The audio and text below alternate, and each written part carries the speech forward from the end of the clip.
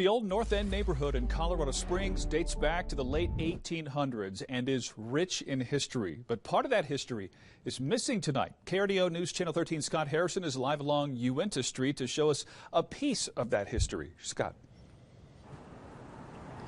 Well, we're here to show you street lights like this one over my back shoulder here that was erected in 1930, so it's almost a century old. Now, 4 lights like that one were erected here in the old North End just across the street from where we are, and they became a source of neighborhood pride. But they were taken down recently, apparently with no advance notice, and neighbors are not happy about it. Snow hides the spots where the 4 historic lights were placed in 2 medians along Wood Avenue in the old North End. In one spot, wires are all that remain. Neighbors like married couple Jan Erickson and John Thomas wonder why Colorado Springs Utilities didn't tell them the lights were coming down. There were several neighbors who saw them getting taken down, and we didn't actually see them come down, but we noticed they were missing right away.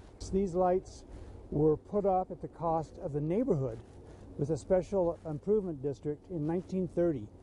And so they were bought and paid for by the residents, and I don't think that the utilities had any notion of what they were doing or the impact it would have. A Colorado Springs utility spokesman says that the historic streetlights were on a list to be replaced, but the utility didn't realize the historic aspect of them until after they were removed. The long term is around what does the restoration process and the ongoing operations of those lights look like, considering you can't buy parts for them.